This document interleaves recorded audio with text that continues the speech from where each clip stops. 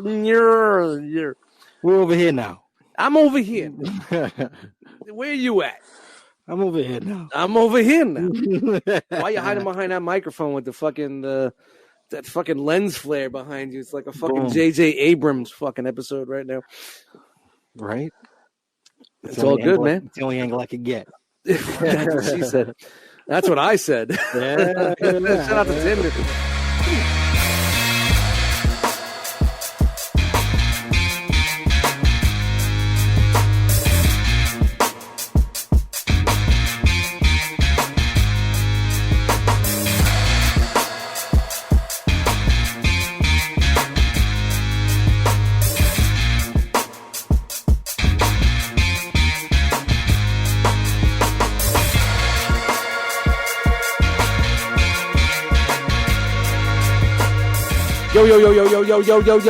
Yo. What's up, everybody? Welcome to another episode of the One Too Many podcast.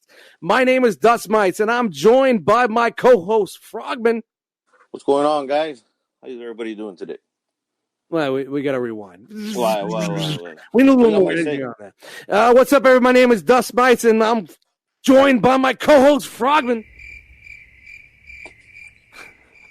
Yeah, that's great. We just shit the bed. I'm just looking at you, man. I know. This is why we have to do the show with nobody. Shout out to Frogman. This is all going to be on the show, so you better. No, it's not. You're going to edit this shit out. No, I'm not editing this shit out. No fucking way, bro. No way. What up, Frog? What's going on, guys? What's going on, Dust? How's everything going? It's my life is turning into shit. It is. One big pile of shit. I got a new job title. You do? What's that? Yeah, man? it's called Hammered Shit. Hammered Shit? It's Hammered Shit. That's my new job title. Yeah. It's been a fucking hectic week, but I don't want to bring this fucking podcast down already, like your intro. What's going on with you, man? Nothing much, man. Just here, another fucking week, and can't really say much, man. Just work, dude. Yeah. Is that a spudger in your hand? It's a spudger in my hand. Are you picking your teeth with a spudger? Look, it's got the pointy side. No, you're so fucking nasty, man. That's that's so Texas of you. That's so Texas of you. Yeah, man. You grab sticks from the floor, fucking clean your teeth, little mosquito there. No big deal. You probably put that in your ear a day ago, and you didn't even fucking remember that, right? That's the other one. That's the red one over there. Real quick, best thing to fucking clean your ear out with, other than a Q-tip. A spudger, dude. It works. It's a universal tool, man, that you can use on anything, dude. How about a pinky toe? You ever do that? Yeah, man. Yeah, good luck on that one, man. That never happened with me. That's for damn fucking sure. Yeah, dude. Oh man, episode 3, man. I know, man. Who knew? Yeah, who knew? Who fucking knew we would have to start a new podcast? Episode 3, man. Who knew? Yeah. I'm pretty fucking in there, man. Shout out to the One Too Many. I think I'm approaching the One Too Many mark. I wish I could join you there, man. Seems like you're the one that has all the fun with those. Nah. You're the straight man. You're the guy that has to fucking drive the car when we get off the side of the road. I'm designated Dave then? Yeah, you got to be that guy to be like, yo, Dust, do me a favor. Pull over. I got this. I got this, bro. You got to bring us up to keep us online here, man. You got to remember, it's the One Too Many podcast. The phone call home. That's what we like to call this. That's the tagline. If anybody doesn't remember, the idea for this podcast was I call Frogman on some late nights driving home from work, and he's like my guru. He's my therapist. So yeah, man. So basically, this is one big Dust Mites therapy session. It is a massive therapy session. It never truly ends. It's pretty sad. It's very interesting. Decided out of the blue. Have a therapy session on your way home. All right, let's do a beginning of the show beer count here. You guys ready for this one? All right, man. What do you think? What do you think? You gonna throw a number out there? Man, I'm gonna say 10, dude. All right, let's see. Let's get the count going. 1, 2, 3, 4, 5, 6, 7, 8, 9, 10, 11, 12, 13. Damn. Okay, you're at a good number, man. You're at a good number. That's not too bad. It's not, I kind of followed tonight. Point yet, but I'm on three cups of coffee, and 13 beers, and no cream. There was cream. Relax. Cream. What do you mean cream? Dude, come on. you know. What type of cream? Don't try to fucking bait me No. into your fucking grinder shit, man. Ain't happening, man. Stop it. Little coffee mate there. Or what? Yeah, we had some caramel macchiato fucking. Oh shit in man, there. you It's good. mixing it with beer. You know what happens, man. You know what No, happens. no. I had the coffee earlier when I got home. When I slid home, I had those 3 cups real quick. Oh, Got me all primed for Enter the Realm, and then I'm here with you, man. That's cool, man. I appreciate that, man. All right, so let's get down to brass tacks here, man. How's it going on the email thing over there? You got that fixed yet? Well, I thought you were gonna fix that. Oh wow, you got real quiet real quick. Yeah, man. And you know what, motherfucker? I did. The emails are keep throwing fixed. this email thing at me, man. And, Well, you know what? Last week we were supposed to have a guest on. He didn't get the email. I guess you were supposed to send it, but you didn't send it, and but it worked out. How much do I got to do? I'm pulling the fucking cart here. I'm like a donkey with 6 fucking carrots in front of my Dude, you're driving the car. I'm in the back seat, just watching. Oh, all right. So you only get into the fucking driver's seat when this shit happens, huh? Yeah. When you start burping. swerving and coming off the road. Yeah. Hey, whoa, hey. Hey, I'm Dust, like why fucking. don't we switch places, man? I'm like Don Draper on Mad Men. 17 old fashions while I'm driving the kids to the fucking park. Yeah, shout out to if you've never seen fucking Mad Men, what a fucking brilliant show. That's fucking awesome, man. I just went through a fucking a run of that.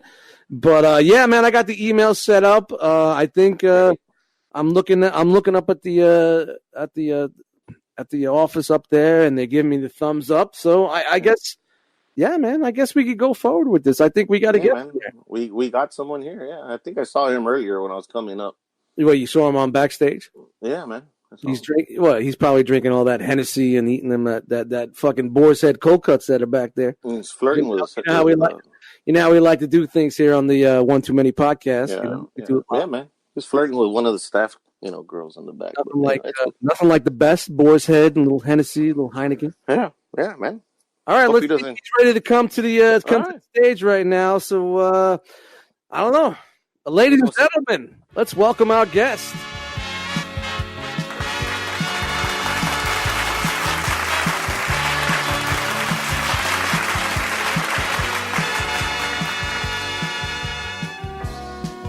Yo, what is good? How you doing? Good to be here, Dust Mites. Wow. Frogman, how you doing? How you doing, man? How you doing? We have a guest here. Yeah, dude. Look at that. In the building. Sit down, man. Relax. Thanks for that boar's head, seat, bro. How's that boar's head? What'd you get? What'd you have? The ham? Did you have the turkey? What'd you eat? A little prosciutto, all that. Yeah, the prosciutto. Yeah.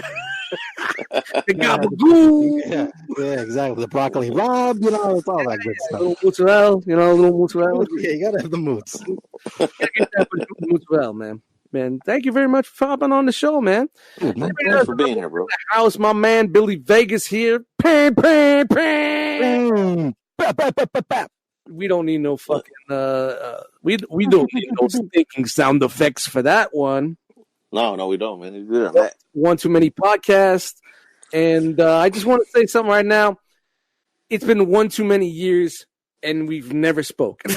Yeah, isn't that crazy? That is crazy. Here's the fucking thing. I know this dude. How long we going back? Probably like 99?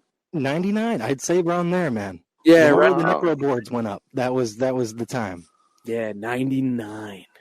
Yeah, wow, man. See, I'll go way back then. Can you do the math right now? That's 20 years. Relax, I'm too drunk. What's the math? Crazy. 20 years, boom. 20 years, dude. Yeah. Dust Mites math. Took out the toes. You don't want to see my fucking got that hammer toe. That's why I live alone. That's why my ex left. He actually took damn toes. and said, "Fuck that, I'm out." It's like that drummer scene, Get that Dremel tool out. Dremel tool. I'm dead, dude. You know those things the cops use to fucking chop the padlocks off? Oh, yeah. It's just like a velociraptor.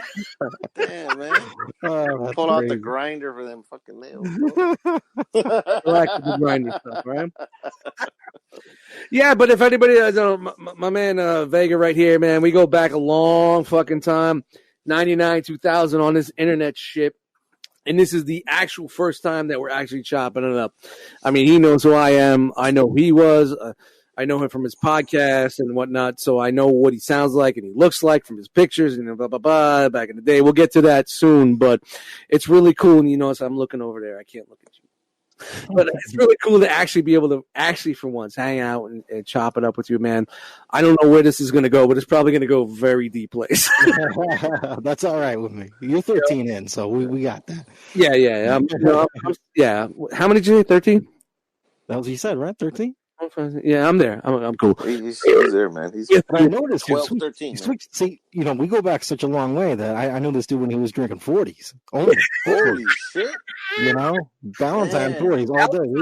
We talked 3, 4. I thought that was just a myth, man. Shit, he actually is taking down the Valentine 40s. Dude, I was the Valentine kid, man.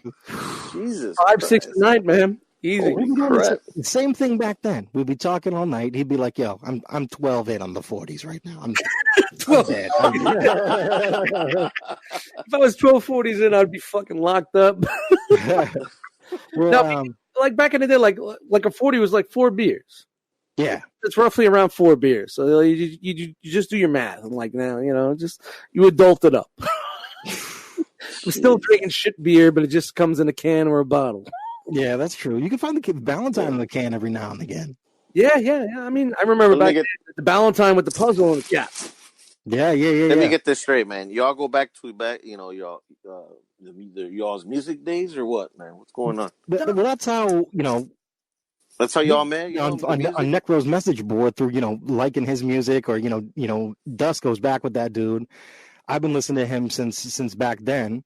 When there wasn't anybody on the board, Dust Mites used to go by Jigsaw. Remember? That was before the old days. Yeah. If anybody doesn't know, Necro was a rapper, producer, and rapper of underground hip hop. He kind of got his own lane and started this death rap shit. Rapping about dismemberment and gore and horror references and death metal type shit. So if you haven't checked him out and you're into hip hop, I'm definitely telling you, man, that's one dude that you need to check out and go back and listen to the discography. But I grew up with the dude in Glenwood Projects, and he when he was getting big and he was getting out there, he started the message board. And back in the internet days, message boards was the Facebook groups. Yeah, exactly. That's exactly what it was. So, in 99, 2000, even 98, like Twitter or something like that. You could, you could look at it that way too. Yeah, way before all that shit. That was basically a meeting place for people, and message board would be you would make a screen name, and people would start topics, and you would reply. You could start your own topics, and you could post pictures, and got crazy with signatures and all that other bullshit, and all the bells and whistles. It was a good time, man. I really miss the old internet days, man. But that's how me and Vega hooked up back in the day. So Vega, you make your own music, bro? I used to rap a little bit, but I just I got a lot of shit going on. You know what I mean? Work, life, man, life, right? That mixtape's coming out soon. That mixtape's been coming out for 25 years, bro. Yeah, we've been working on it, me and him, since 2001. I sent him the first beat tape. Yeah, this is true. And that's how we go back too. Like I remember, when Dust Mites was Jigsaw, he used to post beats on Necro's board. My boy KBZ used to be on there. Used to get beats from him, and that's how I linked up with this dude. I mean, there was a lot of guys going back then. Even like Hyde, Bill, everybody. And I don't know if the people listen to this, but those guys are also rappers who were on Necro's label, his brother's family. You know what I mean? So. I mean, they just did a lot of stuff. They done a lot of great music. Still making some great music too. You know what I mean? Nowadays, man, like I tell people, like a lot of people feel like hip hop is like that hip hop that we like is dead. No, it's out there. You just gotta dig for a little bit more and look for it, man. But it's there. Yeah, exactly. It's there, man. And every day, as much as I hate modern hip hop, I find artists that are coming out that love that era. Oh, exactly. Yeah. Have that sound, Yeah, and they're coming out, and I'm like, how did I don't know anything about this fucking dude? I mean, we can get on that later on about what we're digging with hip hop, but going back like the dude, he had a message board, and we just kicked it back and forth, and I'm trying to remember what was the first when you started your own joint. Yeah. I don't know if you started. The funny thing is, The one thing about the Necro message board was, if you disagree or have some sort of grievance, you're banned, you're done, you're out. Right. Oh, He don't talk shit. He will talk shit, but he will ultimately just ban you, then talk mad shit. Ban you for anything, and then talk. so and that was early days. He has some things going on, but I think you kind of created the home for wayward boys. Yeah. You know what it went? It went this dude Pete Allah Illmatic. He was on the Necro board, and there was a bunch of people, including yourself. Like you. I think it was when I grew up with album the came out. dude banned me. But yeah, he just does. You couldn't, like, if you disagreed with, and the guy's just I don't want to say unusual, but he's got a lot of like weird opinions and stuff like that. Not bad opinions, but he's crazy. You know what I mean? No, listen, you can say whatever. The dude's crazy. So love him to death, man. That's my homie from back in the day. I love the kid. He's nutty. So you say anything that he doesn't like, he'll ban you. So what happened was, people were just getting banned left and right, and we were like, okay, what do we do? This dude Pete built the message board. He started it up, and then he just kind of fell off on keeping it alive. So I took it over. What was it? What was it? Was it Hip Hop Heads? Yeah, hiphopheads.org. Yeah, man. Oh my God, how did I fucking remember that? hiphopheads.org. That .org, people, .org. Yes, that'll bring you to the cryptonline.com, by the way, the current website. That's been up for. Thank you, douche. Oh yeah. Stealing those previews a month. Bless you. Thank you. So, Vega, you're from New York? No, I'm out here in Boston. I'm on the East Coast, so Oh, okay. He comes from Boston. He's up Boston. Boston area. Right. But I was born in Los Angeles. Moved out here to Boston when I was 11. Then I've been out here ever since. And you've been in the music in the music thing your whole life. You fell in love with music as a kid, or what? Yeah, man. Like I always loved music, dude. Like ladies and gentlemen, Frogman's taking over. Frogman. Yeah, thank you for job. And he was worried he wasn't going to jump in. It's not Frogman. We call him Frogman. Frogman. Like, I got it. You call me whatever the hell you want, bro. But so you're from Boston. You grew up in Los Angeles. So I got into music at a young age. Like I used to walk around my apartment complex. I guess you would call them housing projects now, but I used to walk around there with the boombox. It matters on what. Damn, dude, that old school big ass boombox on your shoulder. Legit, I did that shit. Nice. Well, I was bumping some whack shit though. I was bumping some young MC and fucking I wasn't up on the good shit then. This is how you battle. This is how you battle your boomboxes. How many D batteries did yours take? I think it was 6, man. I had 10 on my baby. I had 10 in my bitch. And my shit was heavy too. I had the fucking lights. I had fucking disco lights going on. I had the double deck fucking cassettes. You could fucking mix them because they both played at the same time. You had your mic input, man. This dude's making drugs on the street. I had a Sonic, man. Yo, that's how I started making fucking beats, man. I used to make fucking pause tapes. If you guys know what pause tapes are. Yeah. You would fucking record on one, play, stop, record, kind of chop it on the tape, play the drum beat again, and you're doing one bar at a time. It's like boom, boom, bap, rewind, boom, boom, bap, hit the button, boom, boom, bap, and then you do that one, and you take your bass. It was crazy. And then 15 hours later, you got a 30-second snippet. 65 days later, and you made some sort of beat that sounded like ass. But you know what? I made a beat. There you go. You got to start somewhere, right? You got to start somewhere, man. Exactly right. Got to start somewhere.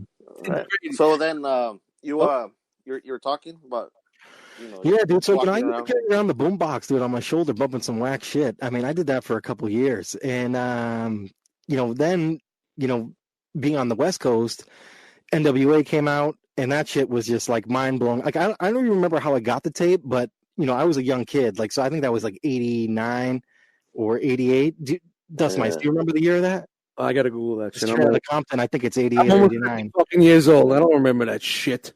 But yeah, that shit was blowing 89. Up, yeah, I think it was like 89, man. Yeah, and I got that, and I remember either my mom got it for me or somehow I ended up with it, and that shit blew my mind. I used to listen to that every night, and like that was like, the start of like me just loving, I guess, hardcore hip hop at that time, because it was like, the other shit at that time like wasn't sounding like that. You know what I mean? Like you had Hammer. That's what you were getting. It was it was right after the breakdance era. It was right after that dance shit out there. Like, as much as you had Bombada on our side, you had the Bombada the Bombada replicas over there that kept it moving longer.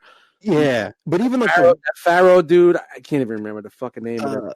I was gonna say that even the rapping style was much different because like even the shit in New York at that time was like real fast, like you know what I mean? Like, dude, everything back in the day was easily 110 to 125 beats per minute. It was crazy. I'll send something like that to Nate, and he's like, "Yeah, it ain't working." I'm like, "Yo, no, bring it back. You gotta bring it back. Some things you don't want to bring back, though. Yeah, it was 88. It was 88. All right. So yeah, that's that. So I probably didn't get it till 89, though. You know what I mean? So let's be real. I'm not gonna front like I was there, like at the breaking point. You were getting 88. So, but yeah, dude, that was my shit, dude. I wore that tape out, man. MC Ren, dude, he was my dude. Like I fucking love that guy. Oh, he's definitely underrated, man. And when he came out with that one solo album, he had that Mayday from the front. Yeah, that's actually came out 30 years ago this week, like yesterday or something like that. Wow. Which is crazy to even think about because I had that shit too because I was a big MC Ren fan because of that album. Like, Ren, that shit was. Stop dating me, bro.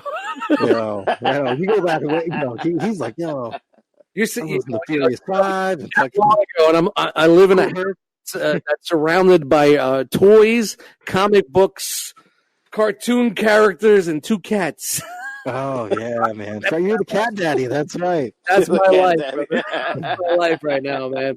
If I cannot, I cannot tell you how much I love living in the Arrested Development, undeveloped human being my mentality, man.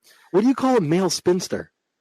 What's that? What do you call a male spinster? Right, that's kind of what you would be, right? Because you got the cats. You're living by yourself. You got all the Back it up. What the fuck is a spinster? A spinster would be like a woman who like lives by herself. She's like a little bit older, right? She has I'm a fucking cat lady. She has a couple cats, right? She's she's got a hobby, which would not be collect. Maybe she collects like hummels or some shit. Precious moments. Some basic precious moments. The opposite side of a fucking cat lady. The crazy old cat guy. Is that what you're saying? You're I guess the male version is what you know what I mean? Is that what you're saying? Well, that's why we love you. This is my homie. I haven't talked to him. Never talked to this dude. First time, face to face, talking. And this is what you get. He's gonna get. Calls you the cat lady. Well, see, that's what it's like, with family. You know what I mean? Yeah, but you know what? Honestly, man, it's like I've been through so many fucking fucked up relationships right now. I am enjoying my time being alone. So. Shit, I known you so long. I think you were married when I met you. Yeah, I was. I got married in '99. See, there we go, right there. 2002. Marriage, divorce, fucking divorce in 2002. 6 cats later, what the fuck? It's like a Lifetime movie over there.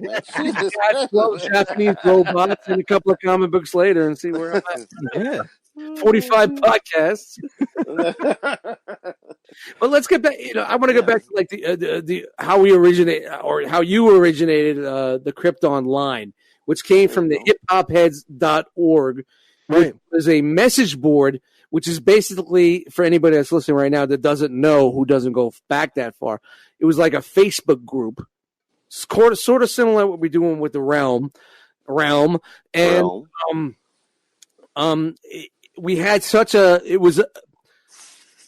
How can I say, like, the relationships that we have? I mean, a lot of people get weirded out because, like, it's on here. It's not really a relationship. But, we really did grow relationships because not only did we type and feel for each other, but we hit each other up on Instant Messenger, and some people got closer and started calling them, and we used to work with the artists on there, make beats, and, there was more to it. And I got to say one thing, like I've been part of a lot of communities and since my old internet days, You even had one at one time, like the Dust Mites board and stuff. Yeah, like that. We had plenty of shit, But Wow. it's like I still have friends on my friends list on Facebook. That Facebook came after all that bullshit. You know what I mean? That I still have and I still talk to and I still, type a little thing here and there. We may not be as tight as we were back then, but this is 20 years later. Right. Yeah. You know what I mean? People change, and it's just fucking. Well, at least you're weird. keeping in touch, and that's what really and matters. it was just dumb shit of us just fucking posting and fucking ragging on each other and busting balls all the time. It was just busting Yeah. balls. That's basically what it was. You know what I mean? It's a bunch of dudes hanging out on a corner. That's what it was about. Man. I got a 40 in my hand. He's drinking this, and we're hanging out by the fucking mailbox, and we're fucking with each other. Yeah, dude. man. That was the best part of it. And you're like, you got people that didn't want to hang because they couldn't take the abuse. Yeah, bullshit. What happened to that fucking digital Christ, dude? Yeah, it's funny. I was thinking about that when we were doing this. I was like thinking back. I'm definitely going to bring that fucking faker up. I called him out, and I fucking put him out there, and he had nothing. He's a bitch, dude. He's a bitch. That dude was some sort of, because back in the day, you can make yourself out to be someone who you weren't on the internet. You really could, yeah.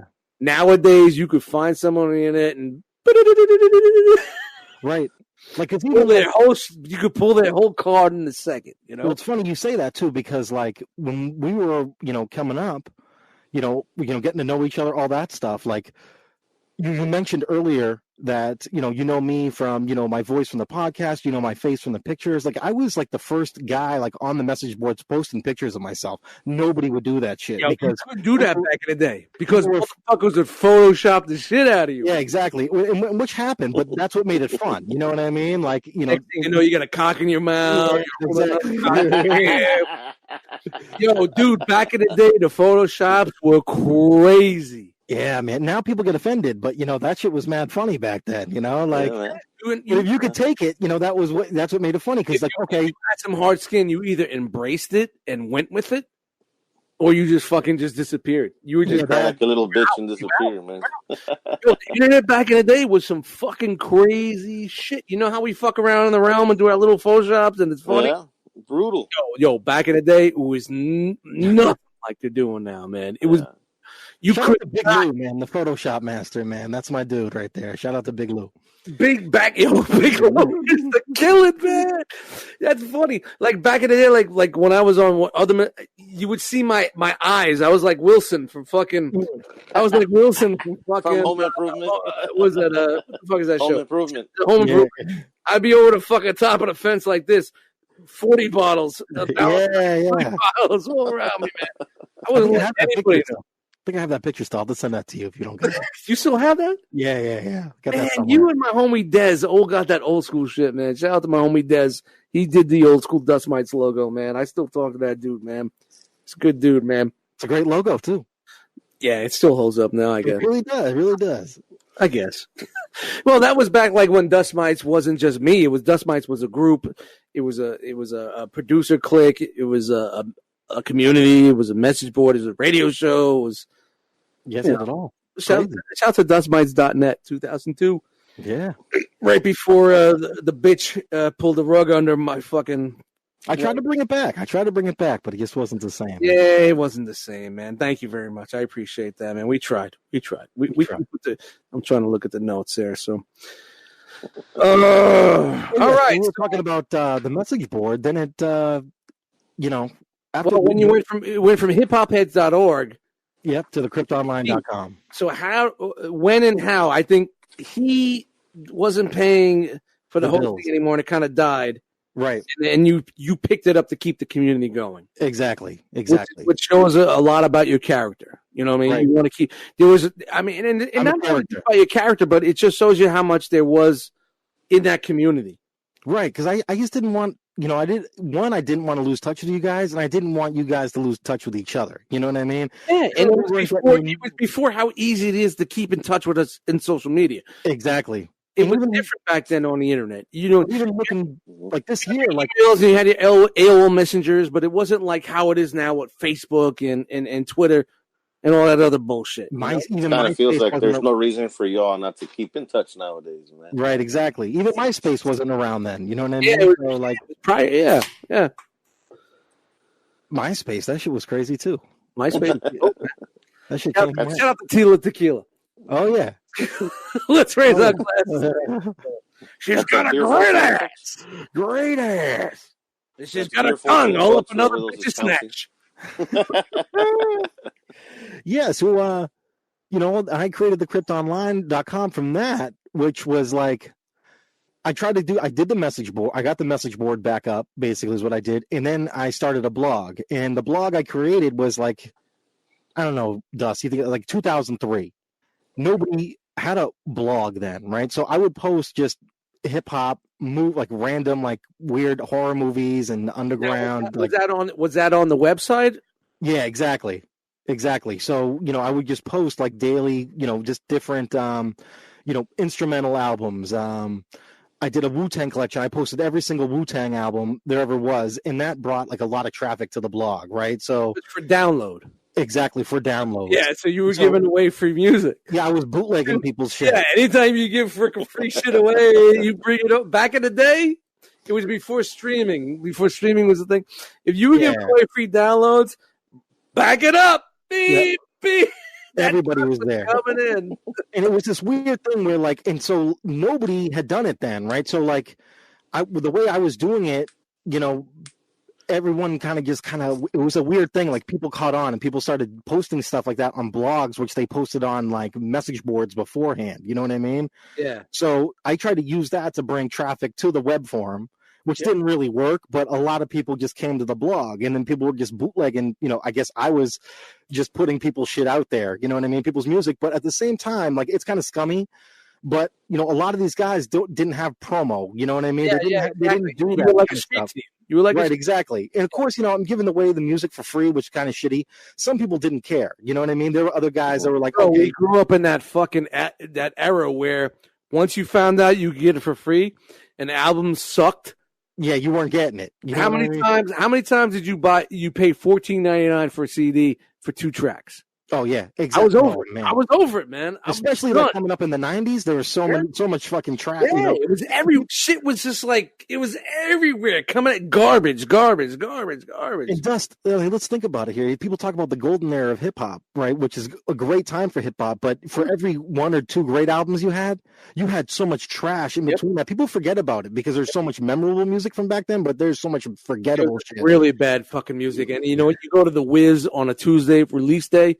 And I was easily spending $200 on fucking releases. And then, you come back and bring it home with, 2 joints that you like. Right. If you're lucky, you're just lucky because, those ones that were Premier or Pete Rock or Lodge Professor. Yeah, like that. If you did your homework and you knew who the fuck was on what and what was going on, remixes, who produced it, look at the samples on the fucking the liner notes. Yeah, you knew what you were getting. Which was nice. Now you don't know what the fuck's going on. You know what I mean? Guys I'm just. I really miss laying back on the couch while the album's playing and just reading the liner notes, the thank yous, the samples. I like how you did the accordion.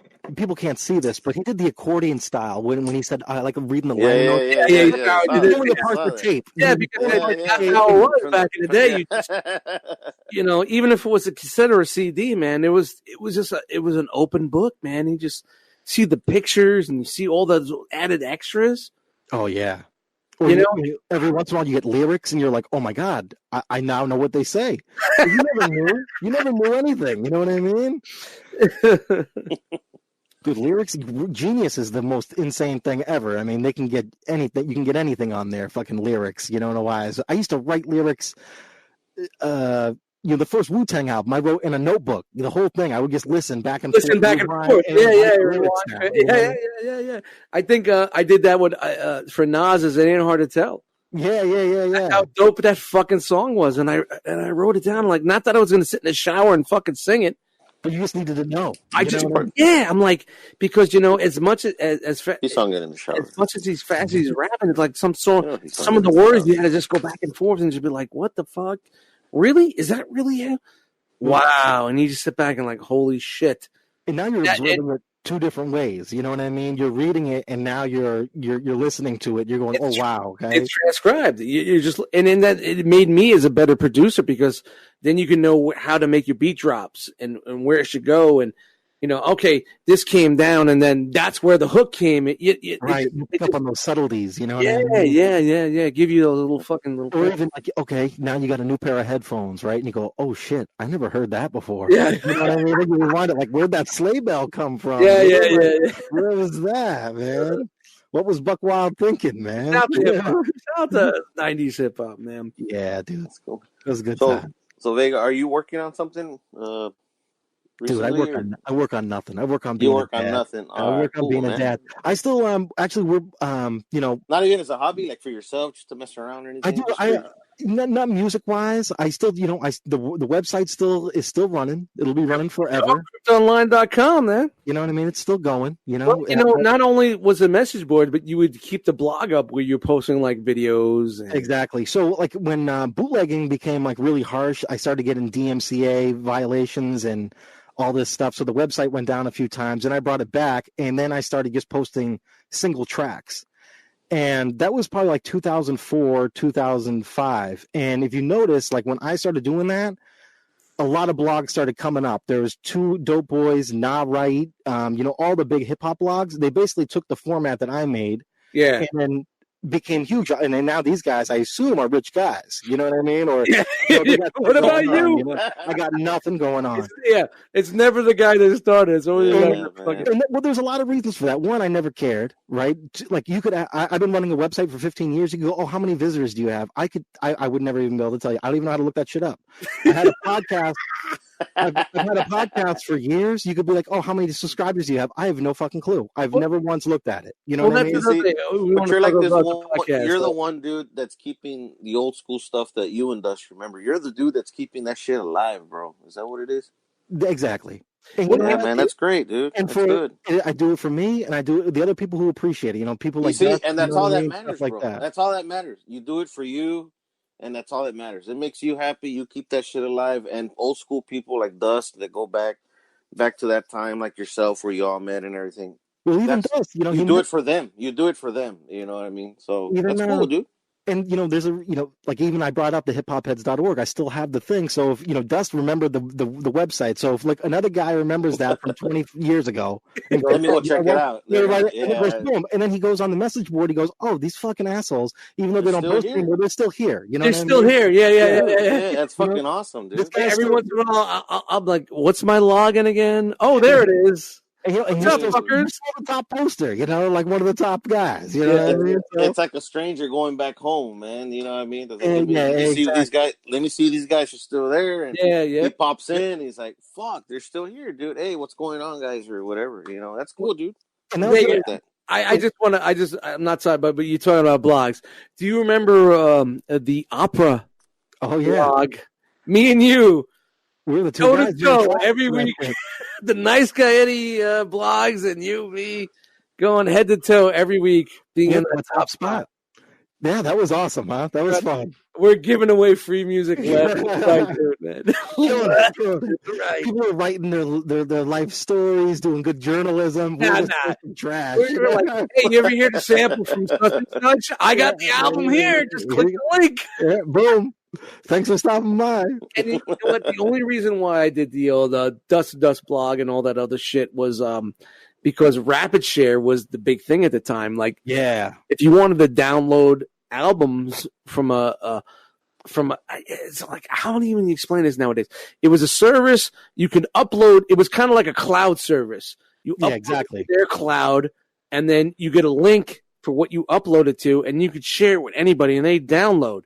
And what Rapid Share did is many people downloaded it, you get points.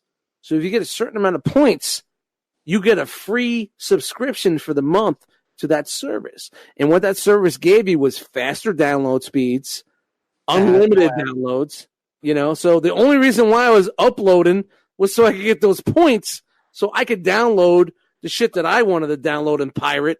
All those albums and all that other shit that I was on my other blogs for. But it was crazy, man. It was nuts. Mega upload. Yeah. All these fucking send it.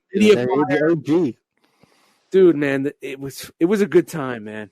It was a good time, man. If you wanted to get free music. Bootlegging music, yeah, man. Dude, music, movies, And RapidShare, they would break it down into like 10 links for a movie, and like you have to download each one. It would be like 20 to 30. And you had to wait 15 minutes after the download. Yeah, but if you had the premium account, everything would be done in like 4 minutes. You'd be like, all right, babe, we're going to watch this movie in a sec. Because if you didn't have that premium, you would be like, okay, you can download 4 parts today. Then you got to wait 12 hours. Then you can download another 4 parts. Like 2 days later, you got the movie. You know what I mean? Hoping the link didn't break. Yo, dude, that was the fucking shit. We were fucking in this seat for so long, man. You know what I mean? It's funny. It's like 20 years. I'm still in the seat for so long, man. Just looking at the download queue, waiting. Moved from downloading to making beats and just doing podcasts and shit that I do all fucking week long, man. It's great. Yo, shout out to dial-up, man. Shit, I don't know how long y'all waited for shit to download, but dude, the first time I actually watch something on real video or real media player. It would play for 2 seconds, buffer. Dude, it would take me 2 hours to watch a 20-minute clip, but I did it. You know, when those nipples, either, you know what I mean? Naked pictures of what's her name? Amber something Thiessen, the bitch from fucking Beverly Hills. Thiessen, yeah. You know, this would be it. You see her head for like 2 seconds, 3 minutes, another thing for 3 minutes, and like it's like 19 minutes later, the nipples are almost there.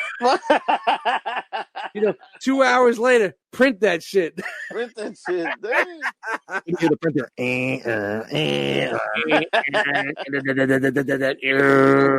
But it was so worth it. Sound like a dump truck. A bunch of fucking dinosaurs, but yeah, I mean, we're sidebarring all over it. So you started the Crypto Online. You took the message board and brought it there. Yeah, the old message board there. I think we definitely thrived there for quite a while. You had a blog going, which was coinciding with the message board. So you had cryptoonline.org. Yep. Where the board is at. Yeah. And then cryptoonline.com where the blog is at. And both of them are backed up on each other. So if one goes down, that's why I did it that way. That way, if I got a DMCA violation somewhere for something, just because rappers don't like me for the most part. Oh, because you know what you're doing in their music. Right. When I started posting singles, they started liking me. But there's a lot of guys who didn't for a while. But, you know, well. You know, who cares? You know, and other message boards that were created, and it's like it was like a soap opera back, dude. Man, there was so much shit going on back then. Now that I remember, holy cow! I would try to save other communities, other message boards I would be on would go down, and I would try to bring them to us. Yeah, bring them over to their site, merge their website with ours. So basically, I would kind of like gobble up other shit, but just to kind of keep their communities alive too. You know what I mean? Like, yeah, but you know what? It brought new blood, I guess. New blood to what we were doing there. You know? Yeah.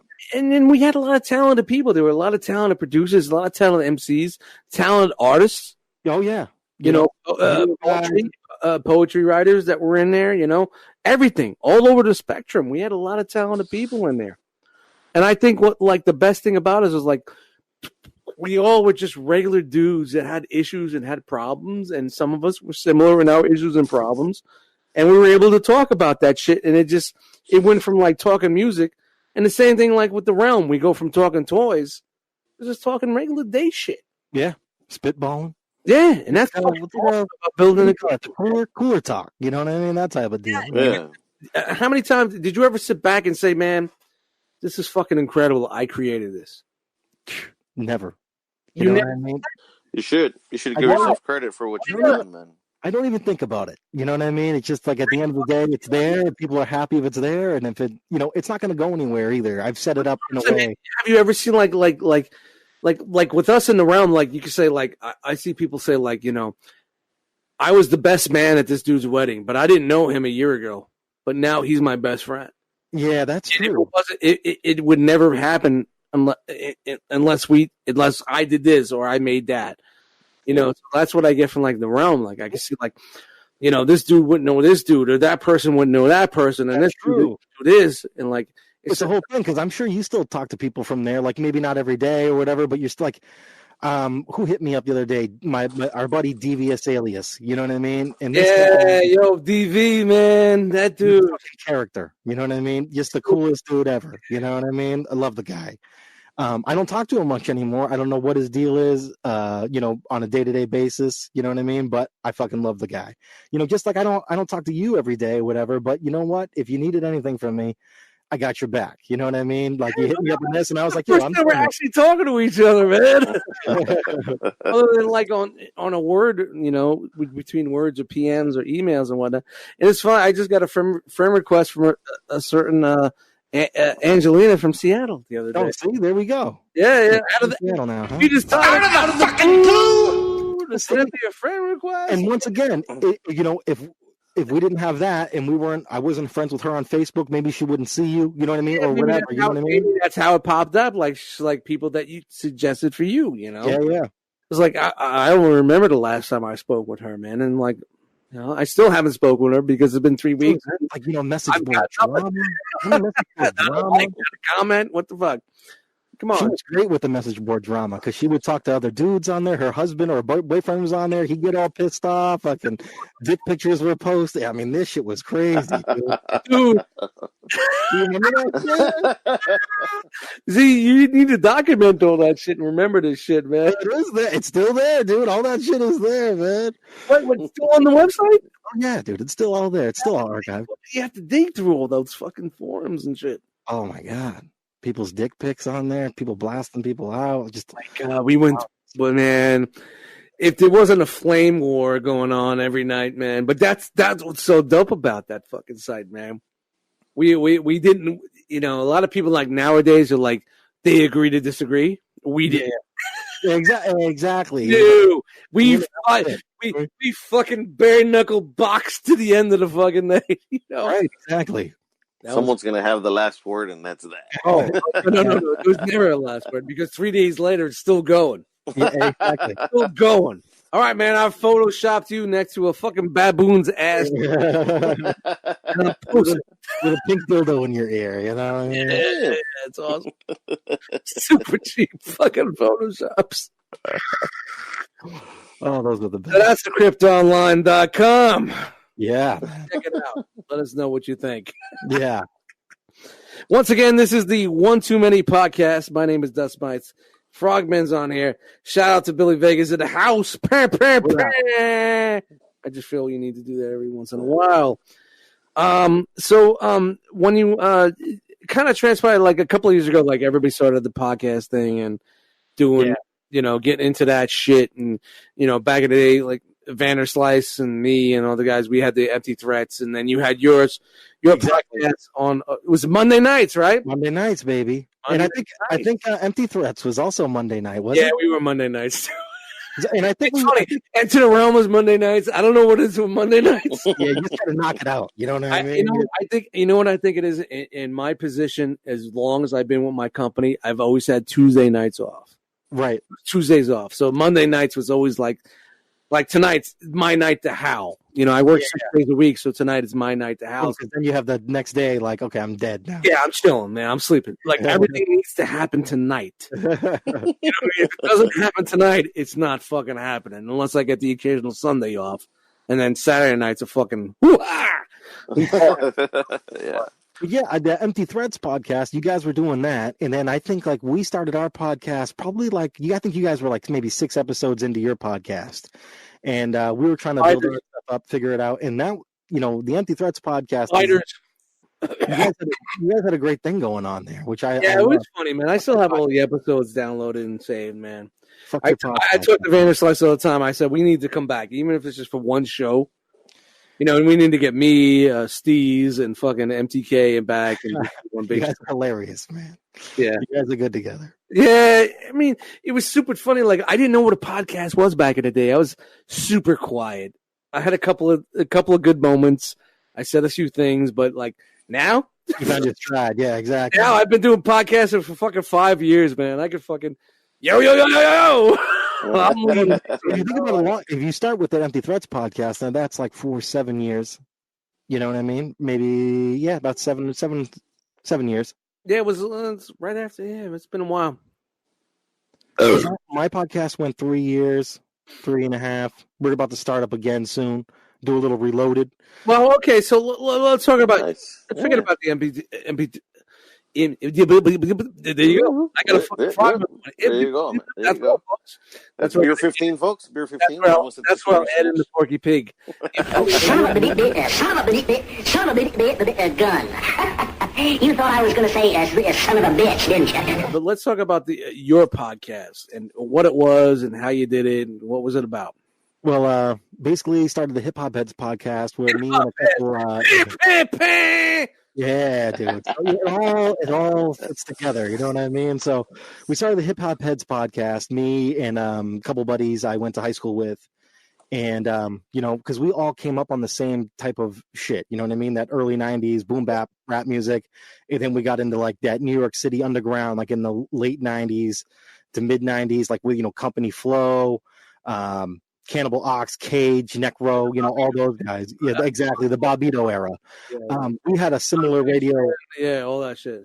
We had a similar thing going here called 88.9 at night, WERS, which was basically hardcore hip hop at nighttime. And I was listening to that from like 1993, up until they stopped it. And, that was like you're stretching Bobbito. Exactly. And we had DJ Fax. Anybody knows about New York music, stretching Bobbito. They're the dudes. They're the greatest. And then we would get tapes from New York, of the Stretch and Bobbito show. Like they would circle down before MP3s. You got actual cassettes. Actual cassettes of like different mail, ladies and gentlemen, sent in the mail. The mail. You could even get on message boards back then and be like, "Oh, do you have any tapes?" And people would send you mixtapes and stuff like that if you were lucky and they didn't rip you off. You know what I mean? So yeah. And if you felt comfortable giving your address out and shit like that, that was a big note. Like nowadays, people just put it on their fucking Twitter page. I don't know, man. I'll give you fucking my credit card, my fucking bank number. It don't matter. You don't give a fuck no more. Exactly. Just send me that good shit. Amazon, send me that good shit. Yeah, so we started our podcast and it went for a few years, and we had 115 episodes. We would just talk shit. We talk about new releases. What was going on? You were playing the releases on there. Yeah, we would play music on there. That which is a big no-no on Ustream. And then we did the MP3, iTunes, and all that stuff. And all our stuff is still up on iTunes, which is kind of crazy because we still have all the music on the podcast, which nobody does. Once again, I do everything different, and I'm a dickhead, and I steal shit. So, whatever. Yeah, the one thing that gets me was like you were doing on Ustream, and you were playing the music live, and I remember watching live episodes. I was there. I was in the chat. I was watching live episodes. And then what you would do was like the live episode would stream and you would record the audio. And the only place that you could see it after that night would be audio. Right. So there was no way to like what you do on Google Hangouts with YouTube. Like you could watch the video. There was no way to do that back then. Right. Ustream would keep it, but then after a while, they were just like, nah, we were not keeping any videos. So they would just delete the video. So you couldn't download it and then re-upload it to YouTube? You could, but our episodes were 2 hours long. So back then, YouTube. Back then. And plus you had the fucking copyright shit with all the music. So the music on there, I would have to chop up every episode, which is a pain in the ass. Yeah. Like I know you do, you do you, but Yeah. It's all good. In the beginning, I was doing a little editing here and there, and then I was like, 2 hours. I had to go back. I had to listen to all the shit. That's what I was like. Welcome to the Derrodrome. I'm like, I told everybody from day one. After the intro, we're not editing nothing. So if you don't like it, I don't give a fuck. Yeah, I'll add sound effects. I'll blend it. That's how we did it, man. And it worked. And that's we would do the show live, so you could watch us live, do the show. I remember watching plenty of times live, man. I loved it, man. And I would DJ the music, and I would just play the most random, just hip hop. And we would do different, like we do the drug episode where I would only play music that reference like drugs, or an alcohol episode where it was just all like party songs or whatnot. What's dope about it? You talked about the music. Yeah, exactly. About the tracks that you were playing. All right, so from your podcast, and the site's still up. What's going on? What happened to the podcast? Why did it die? Well, I moved. Couldn't get. All right, you moved. So I moved, and then my buddy that my weekly guy that I was with, my co-host, Bonafide, my dude. Frogman. Yeah, exactly. Frogman, Bonafide. He got a different job, so he started working nights during the week. Yeah. So it was hard for us to link up. I work days, he works nights. Fucking a job will fuck anything up. Exactly. Yeah, man. So that happened, and so then I had, one thing led to another. A baby pops out of a girl I was seeing. And he's Daddy Vega, man. Yeah, Daddy Vega, man. Congratulations. But congrats. How's that life? How does that change you? Everything, dude. Changes everything. You still got that MPC 1000? Oh, no. I got rid of that. I was going to say, I'll give you 50 for it. I'll give you 50 for it. I got rid of it. Then the price started going way up on it. Now it's like crazy price for that shit. Yeah, but you're not making it anymore, and it's a novelty now, man. It's a toy. It's a children's toy. Machine. You know what I mean? What do I need that for? Just fucking do it, man. Come on. I don't got to be fucking with zip files, man. Get the fuck out of here with that shit.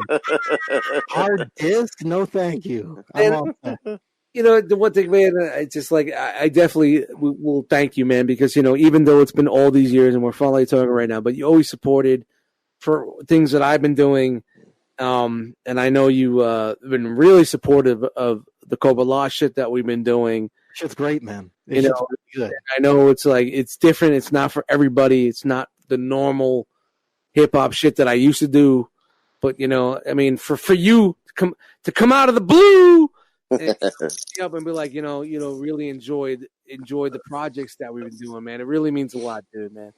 You know what's funny too? Because not even my best shit. It's just like shit that's out there, You know what's funny too? Because like, once again, these connections from the website are made. So like you guys do the Cobra Law thing, right? You guys start putting out the T-shirts, right? A kid is on my website who checks my website for new music.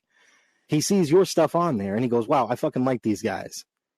And now, a few years later, he's making T-shirts for you guys. You know what I mean? And it's just like just a crazy. Wow. Oh, what? You know what I mean? What's that connection with the shirt seller? Really? That's how he knows you guys. That's how he got up on you. Damn! Look at that, dude. Are you kidding me? That's for real. Ask him. So, shirt seller was from your website, right? He knows you guys from checking my website. That's how he found out about your music. But you posted one of our shit on. You just floored him, man. You floored him. This is how it happens, man. This is how it happens. It's little things like that. You know what I mean? And that's exactly, and those are the fans I love. And Shirt Seller, man, that's my fucking dude, man. He's probably listening right now. Shout out to Shirt Seller. Shout out to Shirt Seller, man. But yeah, man, thank you very much. We really appreciate it, man. And like, would I ever thought like 20 years ago I'd be doing nerd rap shit? But it's I'm not doing nerd rap shit. My beats are hip hop. Exactly. But no, I'm rapping nerd shit over it. That's all. Yeah, but honestly, man, a lot of the shit that I do take and a lot of samples that I do find are from some sort of nerd rap, nerdy anime, comic book type shit, or 80s pop culture, like, Knight Rider soundtracks and animes and shit like that. So I kind of try to, it's kind of like challenging for me to like not only just keep his rhymes that way, but my music, even though nobody recognizes it, right, in that same genre. Right, exactly.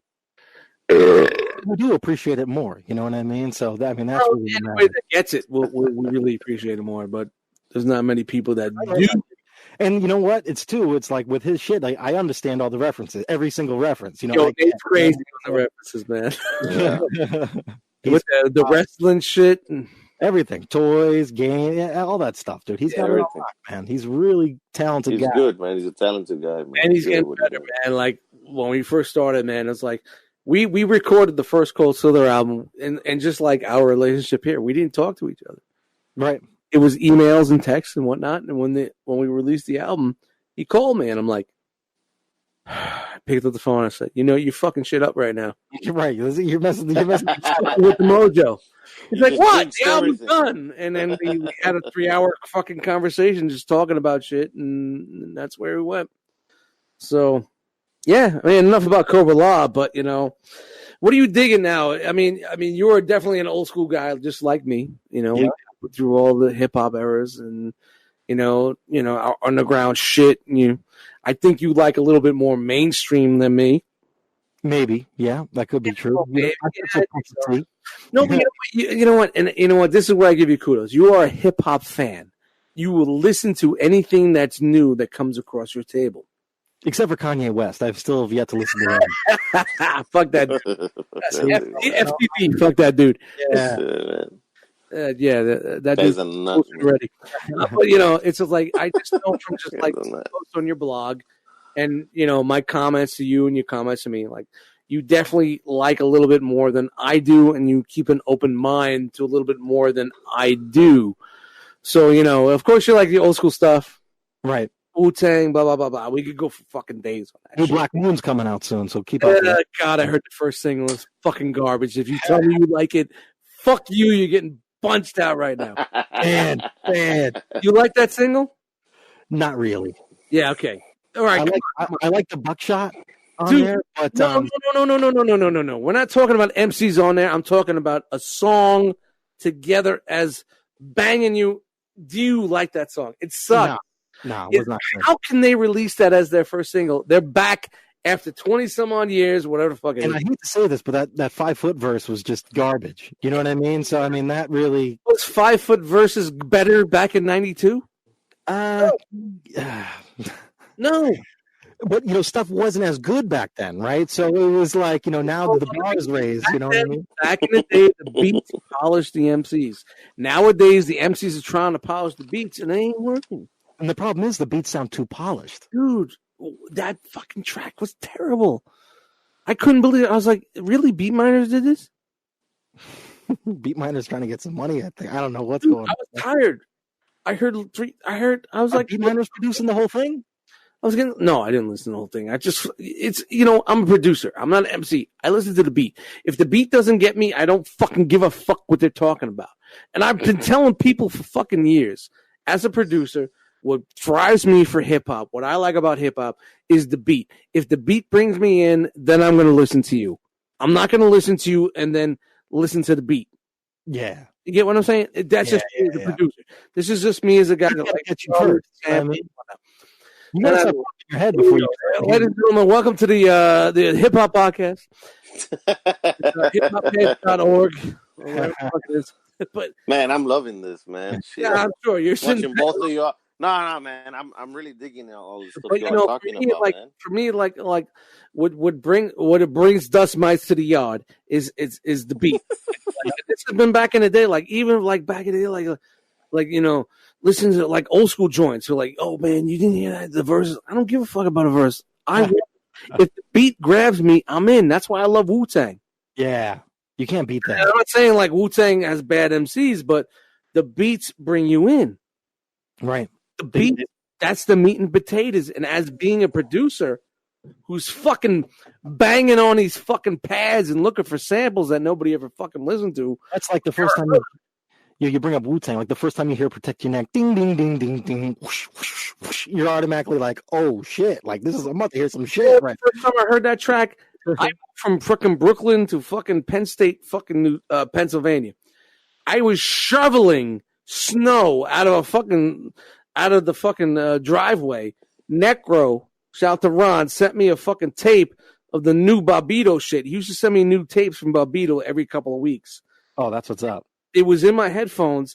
Didn't know anything about it because I wasn't living at home anymore. It was 92, right? Like 92, right? Yeah. I was living out in fucking there. In my headphones, shoveling the fucking driveway in fucking Penn State, fucking Pennsylvania. That's how I remember that. So shout out to fucking Necro. Put me on to that because otherwise I would never have known. I rewound that fucking thing 12 times. I was going to say 12-teen. 12, I know, man. You're reaching that point. Sun's getting pretty low, big guy. It was 12.5, I think, is what he's saying. 13, 14, 15. I'm there 15 you go, right now. So that's where I got 12-teen from. But, that's how far back that goes for me. Like, that's where I first heard Wu-Tang. So how the fuck did we get there? I don't know. It was great, though. We were talking about good conversation, man. What I like now. So nowadays, what's hitting you? I mean, I'm sure you're not into that shit, the trap shit. No, never. Plenty of MCs that are out there that are shit. You know what I mean? New. I'm talking about new. I'm not talking about like, yeah, Ill Bill is still doing it. Vinny Paz is still killing it. I mean, don't get me wrong. All those underground cats that we loved are still making good music. 20 years later, yeah. For the most part. For the most part. Not all good music, but there are certain tracks on those albums that are good music to me. That's me. That's me. Dust Mites talking personally. But nowadays, like new artists that are coming up, thirsty artists that are still holding on to that underground feeling, that sound. I mean, there's not many, but there's plenty out there. Sure. A few I can think of. Yoral Droog. That's a dude who's doing it. Droog, the dude that stole Nas's sound. Yeah, people thought he sounded like Nas. Yeah, he does sound like fucking Nas. Then you got... the dude hooked up with fucking Eden. Edon, yeah. He was killing the beats. Killing it, man. Dude is so nasty, dude. How those two got together, I would never fucking understand. Shout out to Boston right there. That's a Boston connection. Shit, you know, and all right. Edon is just ridiculous with it, man. I mean, that dude is so talented. One album, man, I forgot what Primitive Plus, or was it Beauty and the Beat? Beauty and the Beat. Oh, dude, man, it has to be easily in my top 10 underground fucking MC albums. And right, that's a straight acid trip. Dude, crazy. And his lyrics, dude, he does everything like he's like out of like 87, 88. It's that's unbelievable. A white kid that's on crazy acid making hip hop. Dude, and that's doing it good. Doing it better than anybody. You know what I mean? Just wilding. Fucking great album, man. Fucking great album. All right, keep it rolling. New stuff. What do you got? So we got Droog, right? Feeling him. Who's this dude? I was just dude, Benny the Butcher. Forget it. Yeah, Benny Butcher's dope. Alchemist on the beats. Come on. I mean, Alchemist is just the nastiest. I mean, he had like a lull for a little while, like those mid-2000s, and then when he came back with that Do-Rag Dynasty, it was over. It was over. And then he get hooked up with Action Bronson, all those other guys, all these up-and-comers from that time. But I think what the greatest thing about Alc was, like, now he's in tune with street rappers. Right, exactly. And young up-and-comers and all that stuff. Nowadays, you have your trappers and you have your underground street rappers. And this is where we get into play with your Nems and my man. This is the one I fucking finally found this dude. Fucking January of this year, Crime Apple. Oh, nasty, right? Fucking incredible, man. Nasty MC, dude. Killing me.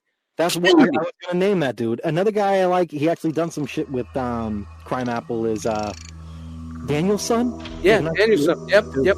Nasty, dude. Is he from? I think he's from fucking Toronto. Is he from Toronto? I thought he might be from New York, but I don't know. He sounds like he's from New York. Yeah, well, I think he's I think he's from Toronto, but fucking Crime Apple is fucking incredible, man. I don't know how the fuck. Me and Nate, I found him, and Nate, when Nate came down a couple of months ago, and we were hanging out, I was like, yo, man, you got to peep this dude, man. And he listened to him, like, yeah, man. And it changed me as a beat maker because, you know, all my beats have usually been like 88, 89, 90, 2000. I started like these guys rap at like 85. Yeah. 84. A little slower. BPMs, like slow as shit. So, like, listening to these guys, like I'm like, all right, I'm gonna try it. And like my new shit, all slower. Yeah. And like I'm getting more compositions. I'm working with more music, playing keys, and just getting a different sound. And I'm like, I'm not trying to copy that formula, but it's like he inspired you. If I never thought, I used to make fun of Vanderslice. Shout out to Slice for making beats at like fucking 60 beats per minute. I'm like, what the fuck is wrong with you? But now people are doing it all the time now. Like he kind of he got his own sound. People don't give him the credit he deserves. It's really kind of fucked up. But I mean, the guy is a real genius with that shit. You know what I mean? And it's like he defined his own sound. Like when people say like that's Premier, that's Guru, not Guru, Premier, that's RZA, That's Alchemist. That's Vanderslice. Vanderslice now, like back in the day, everybody said he was an alchemist. I was going to say that. You know what I mean? Everybody said that shit. But you know what? He definitely, and this is my homie. This is my brother. I love him to death. I talk to him all the time. He found his own sound. But, that's how you do things. Like, you when you say like, oh, people used to say he was a mini alchemist. Sure, that could be true. It could be false. But if you found an inspiration, right, and he's going, okay, this is dope. But then he molds it into something that's himself. We all start somewhere. Exactly.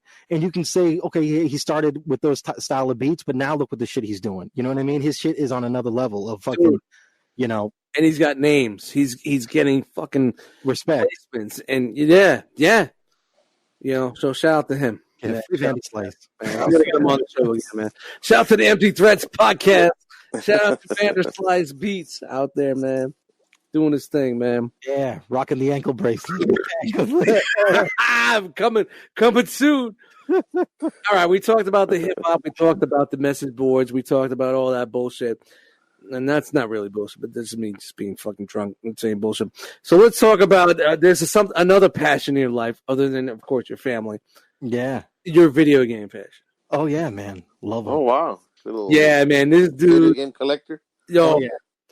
Let's talk about, let's take this last length of this fucking podcast and talk about video game. I think you'd fit in good with, isn't there a Facebook group that, I might be in there. I just don't use might be in there. Yeah. I don't use Facebook. What was that realm of video games? Yeah, realm of collectors. They collect. No, I don't know. Do we really have video game? I don't think there's many video game collectors in realm of collectors. I bet you there is. They just don't say anything. So let's talk about your love of video games and your passion for retro gaming. That's the big. Yeah. You could be a fan of video games and play your fucking Call of Duties and your fucking. Your Red Dead Redemption 2s over there on the Xboxes. But let's talk about your love for vintage. This is where it is, guys. Back it up. Beep, beep, beep. Vintage. Video game. Yeah, dude. This is a podcast. This is how you do a fucking podcast. You gotta we talked about hip hop. You guys are snoring a little bit, like beep, beep, beep. We're bringing it back. We're going to talk about vintage fucking video games.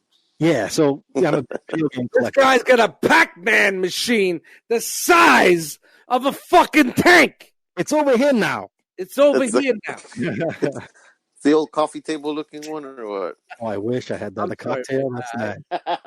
That'd be Please awesome. continue. I gotta piss. Let's take a leak. So yeah. I got a big video game collection. Frogman, you're here, so I mean, you can. Yeah, man. Got some shit over here. You can see a little bit. Hold on. Probably can't see that well, but I have probably around 1,500 games in my collection. And I had a complete Sega Master System set. So that's 115 games. That's every game they released in North America in the box with most of the manuals, not all of them, but I had that complete set. I have over probably 400 Genesis games. I got probably 600 NES games, few hundred Super Nintendo games, hundreds of PlayStation 1, 2. I just got a vast collection of video games. All you gotta say, man, is he got all you gotta say, man, is he got all the Game Boys ever released. yeah, you see him back there. I got them all. Yeah, I got them all. That's fucking cool, dude. I got all the colors. I got red, pink, green, purple. I got the big gray one right here. Hold on a second. That is fucking awesome, man. Hold on a second here. So I got this joint right here. Look at that thing, dude. Look at the size of that, man. I got the big Game Boy carrying case I'm showing. I got the old Donkey Kong toy here. I just got a little bit of everything, but for the consoles, so cool, man. Every console almost ever released. The only thing I'm missing is remember Atari Jaguar. I don't have one of those because I just think that sucks. And there's Jaguar.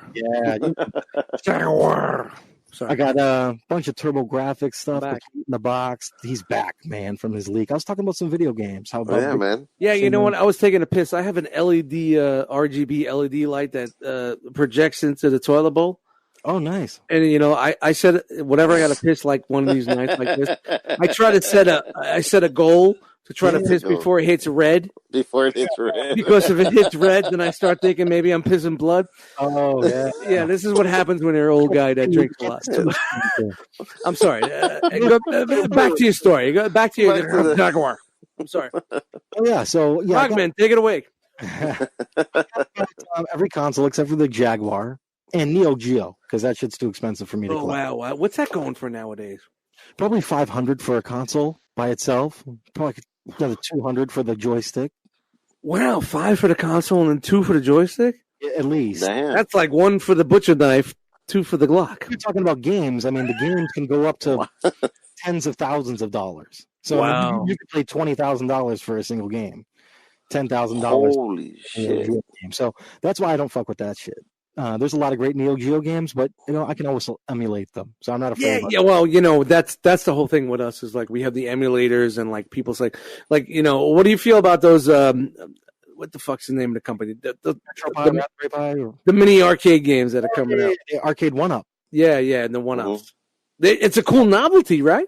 Yeah, hell yeah. Who fucking wouldn't want a Pac-Man machine in the fucking corner of the fucking room? Exactly. That's fucking badass. $3.99 though.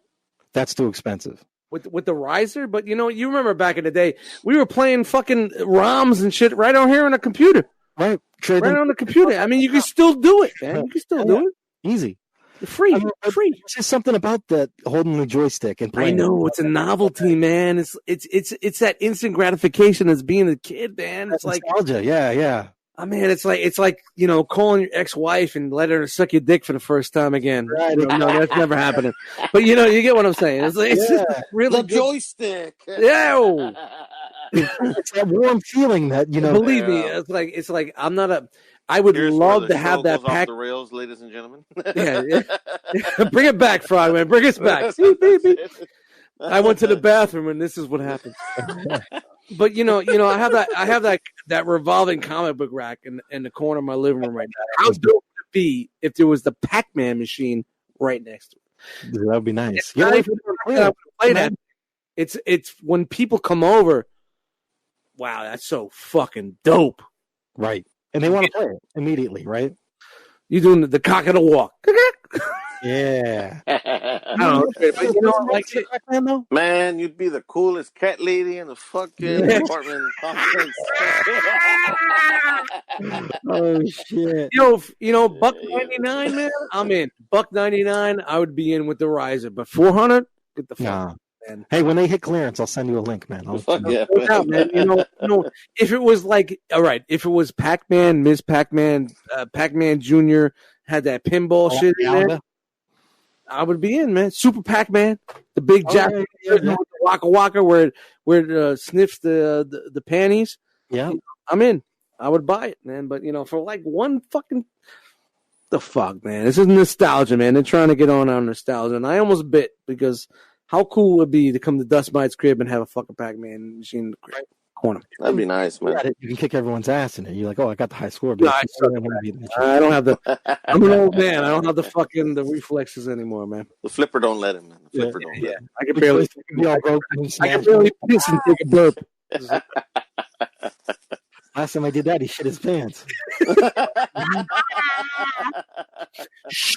Not on the air. Not on the air, man. But, I didn't mean to steal your thunder for your video game thing because that's your jam right now, man. I see it on your Instagram. If you want to throw your Instagram out there, let's hear it. Mr. Vega Genesis on Instagram. Check it out. Bring it back. I couldn't hear it. What's that? Mr. Vega Genesis. Mr. Vega Genesis. Like Sega Genesis. Oh, Vega Genesis. See how I did that there? I see what you did there.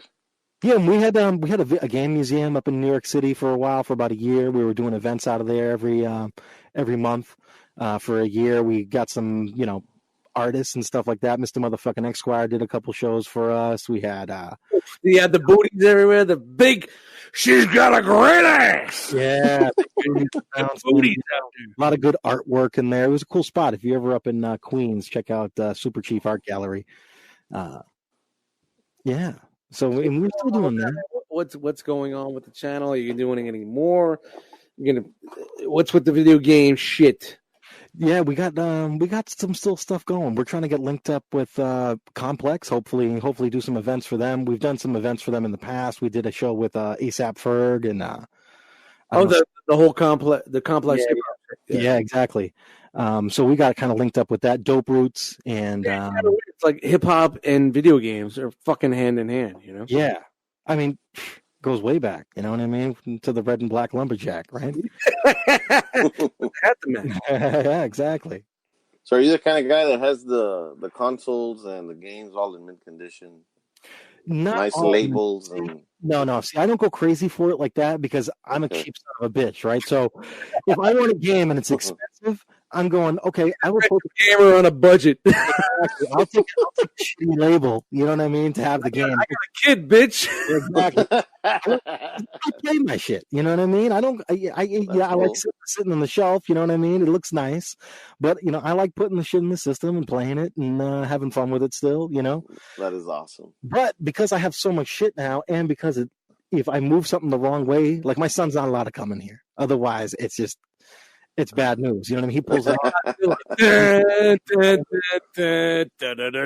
Exactly. So much, dude. Exactly. It's time to fuck out. You know what I mean? Get the fuck out. Fuck that dude. He's not coming in. Fuck that dude. He ain't coming in. He's never touched a game in here ever. Nah, fuck that. I mean, it's just that's so cool, man. To go back and fucking just relive all those fucking shit. And I remember like going back in ROMs, like it was cool to play, but it just didn't feel the fucking same, you know? No, it's not. It's cool, but yeah, once again, it's just not.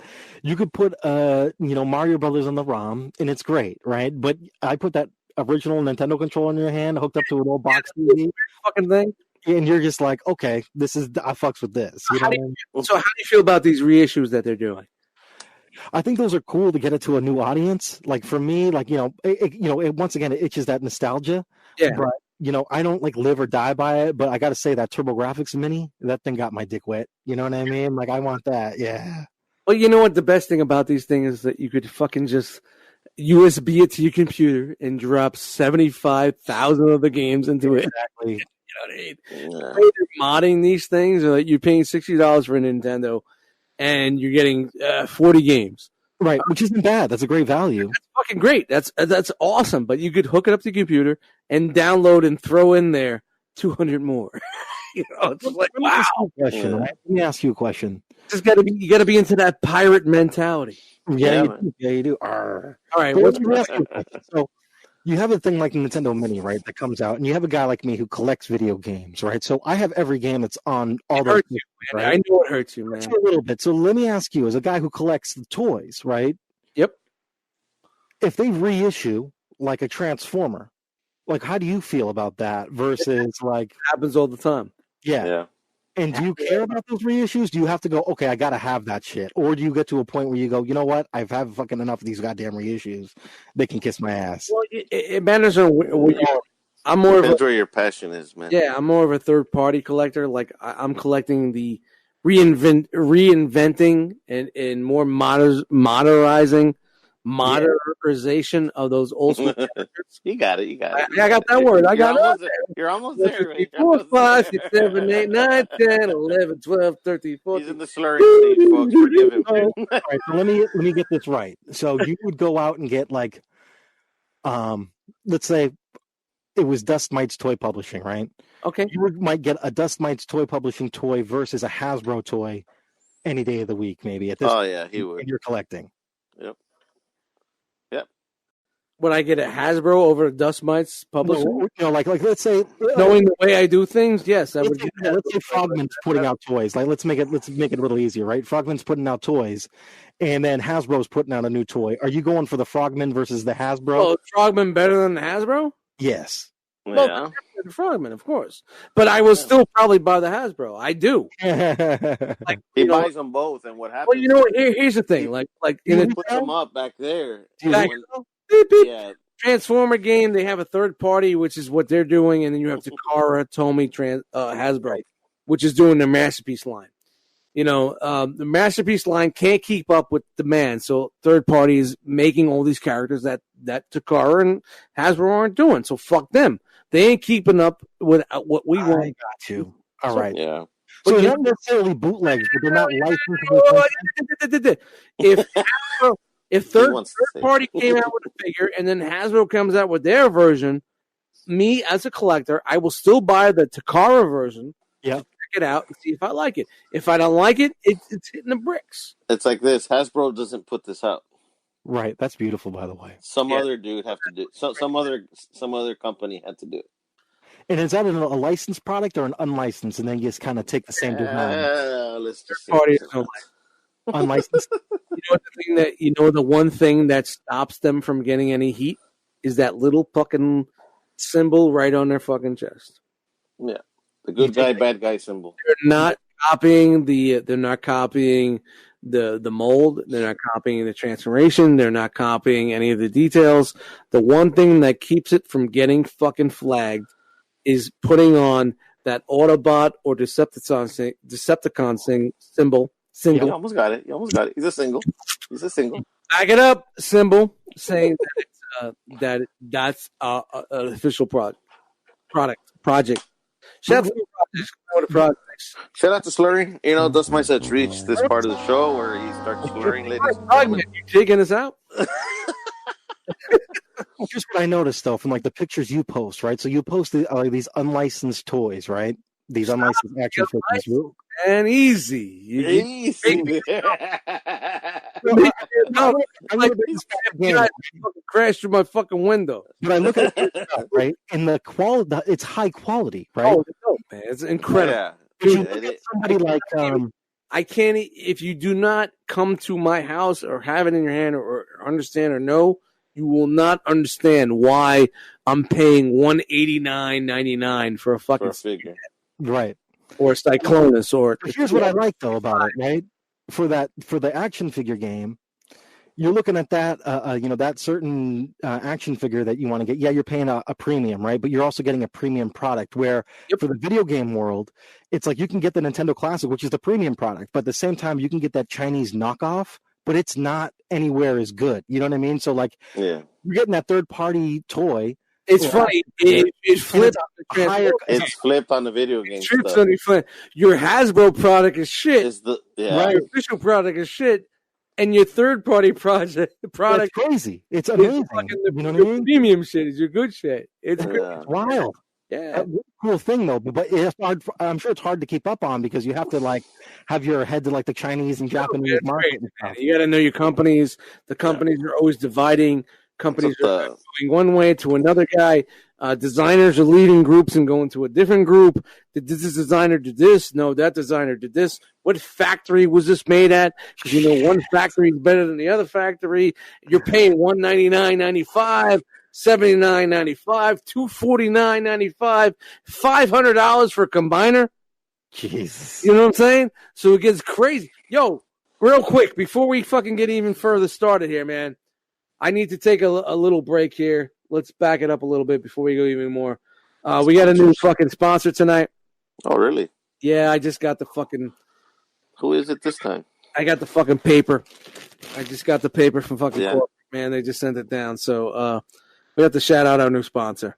What's a company out of the Dakota area, from the Dakotas. Wow, I got the paper. This is really good, man. This is not going to be it's getting into a different era than what we normally does. Do you feel you lack luster when you're with your mate? Do you feel that you could go a little longer? Do you feel that you could maybe make her a little bit more happier? Have you ever heard of desensitizing wipes? No, I haven't. Desensitizing wipes. I'm very, this is the first time, and we're gonna fucking just get this fucking out there, and so, desensitizing wipes. It seems to be something that's new, that's out there.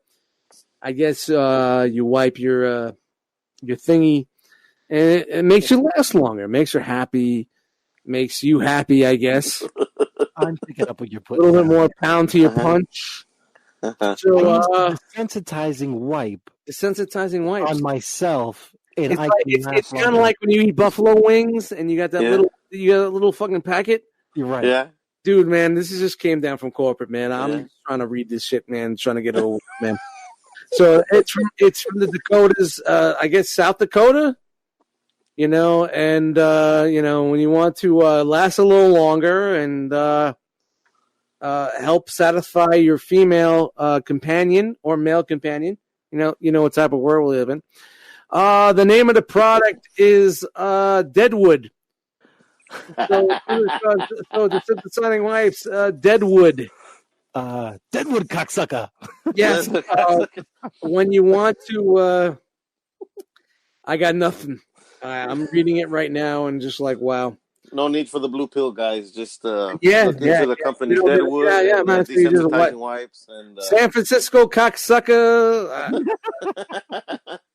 It's from out of the Dakotas. It's a new company. It's You know, back in the day I used to call my fucking dick Deadwood.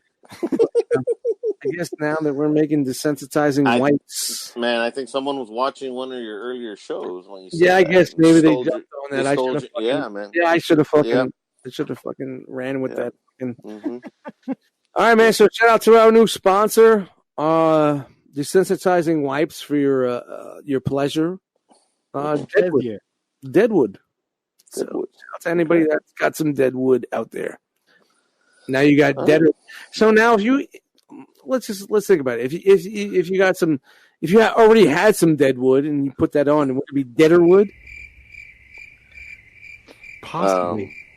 Some Deaderwood. Well, petrified wood. You don't want petrified wood. That's all I got. Eat a dick fatty. Eat a dick fatty. Eat a dick fatty. Shout out to my twin. All right, I didn't mean to interrupt our conversation in there, but I needed to crowbar our new sponsor in there. That's up there with it's up there with Shark Cunt Beer and Harrison Ford from Harrison, New Jersey. So next time you're out in Harrison, New Jersey, make sure you test drive the new Ford Lincoln Mercury Explorer and see what's up with that. There you go. There you go. All right, where we at? Where were we? Third party. Oh yeah. Third party toys. Those classic. We're at the door. So I think the classic systems are good, but they also I think they can wear out their welcome easily too, especially if they're like shittily made, like those Sega ones that were coming out a couple years ago. The Atari. The Atari ones, the flashback, and I hooked it up my TV, and it was all blurry and shit. It was made for standard. It wasn't made exactly. It wasn't made for high definition, and that's the problem. I mean, Nintendo does a good job at it, but I don't know about all these other guys. So I guess we'll see what that TurboGrafx thing comes out. You know what I mean? If that does well as well. The PlayStation one I got, that shit's terrible. I picked it up for like $30, like 2 weeks after it came out, and it was garbage. I guess you can't beat the originals, bro. Was it the emulation was terrible? Okay, it didn't run right. They had PAL versions of the game, which if you know anything about like video games, there's NTSC, which is American, right? And then they have PAL, which is the overseas version for like Europe. They put the PAL games on it. The problem is when you run a PAL game on an American TV, it runs slower, so it doesn't run correctly. You know what I mean? So like your hitting is off, your jumping is off. You're telling me their fucking TVs over there aren't as fast as ours? Yeah, that's right. That's one of the best country in the world, man. Fucking shit. We can consume much faster than they can. Yeah. we can bail them out of war as fast. Exactly. There you go. Out to the French, 1877. The French ain't got shit. That's great. I wouldn't even think about that, man. Yeah. So I guess you just can't beat the original stuff, man. Yeah, man. So they're emulating all this bullshit that's not even working on your fucking US TVs, man. Yeah, it's garbage. You can hack it, right? But then you have to do extra stuff. You know what I mean? You shouldn't have to do that. Fucking downloading the free shit and just playing ROMs on your fucking computer.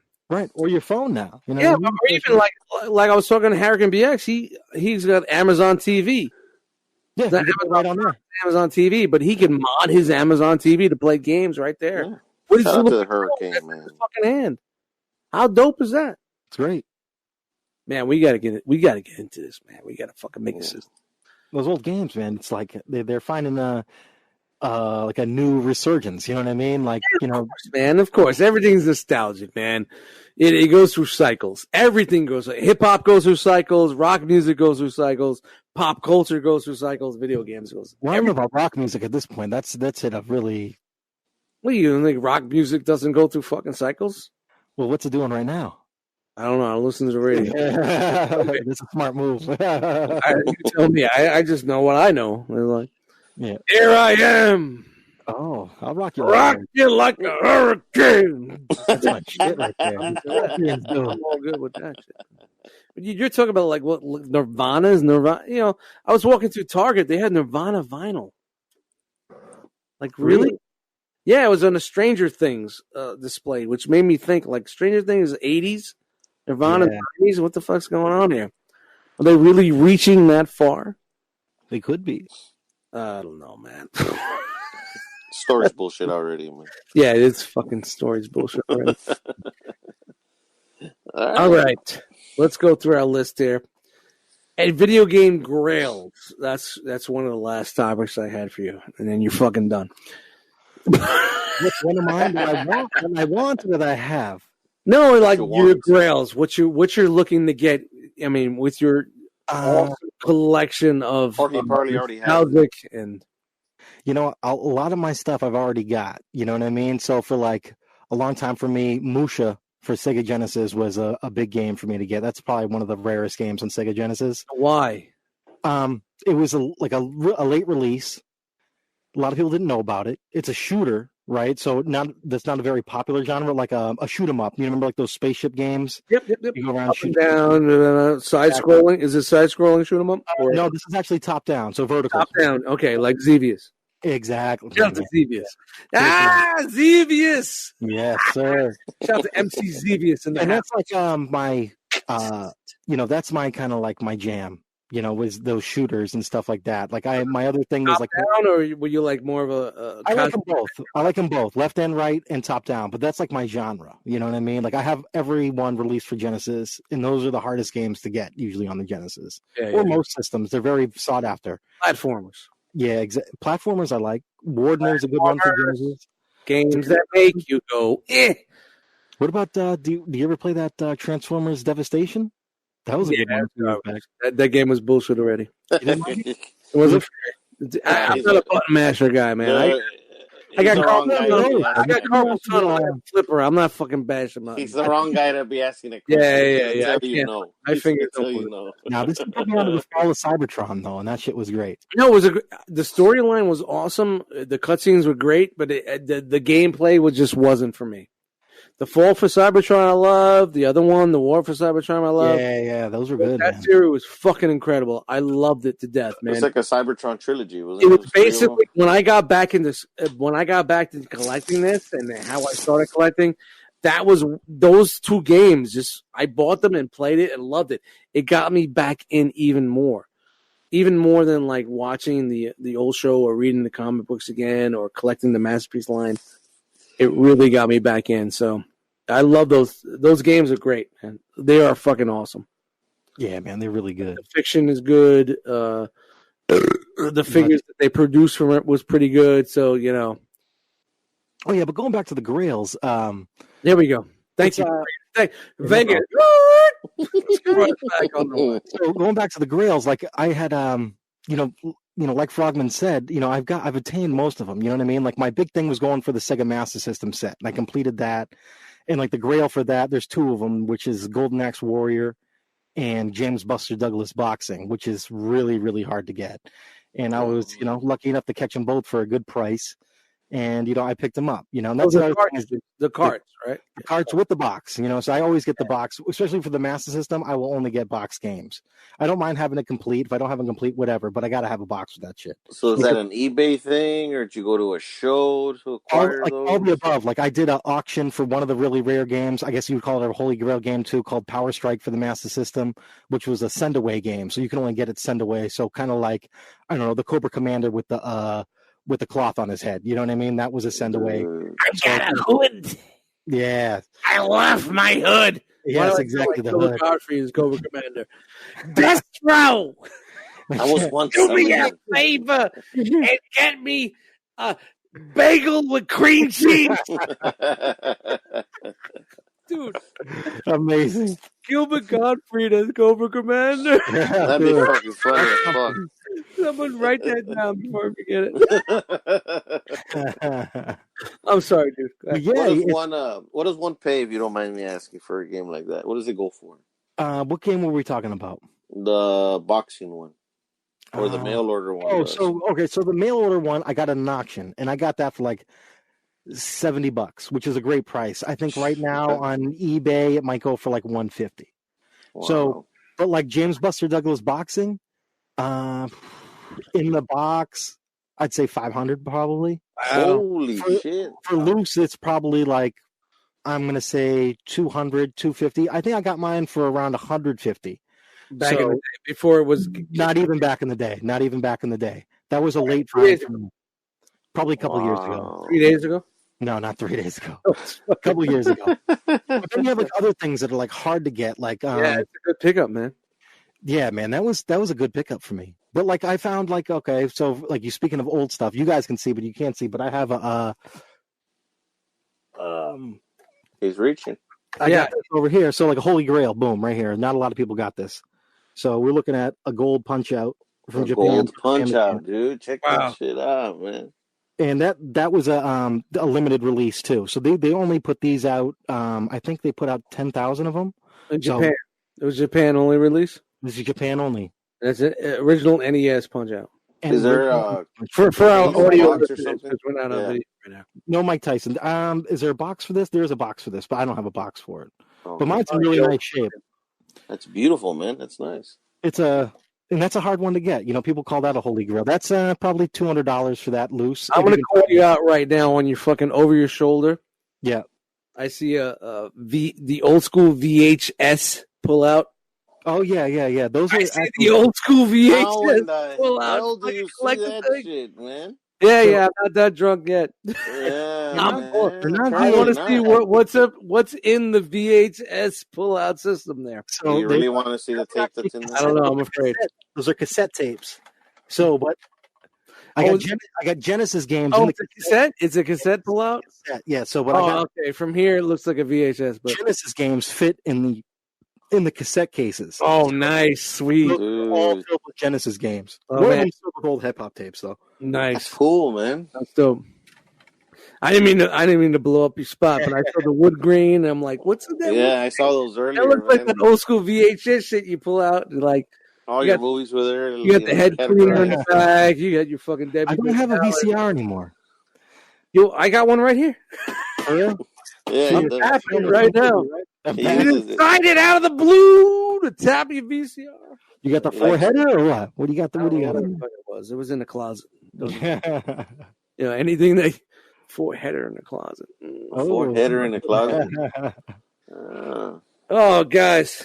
Holy shit. We could go on for another fucking 3 hours, I feel. Man. I'll have to do it again, dude. You know what I mean? Dude, man, we gotta get a part 2, man. Definitely, man.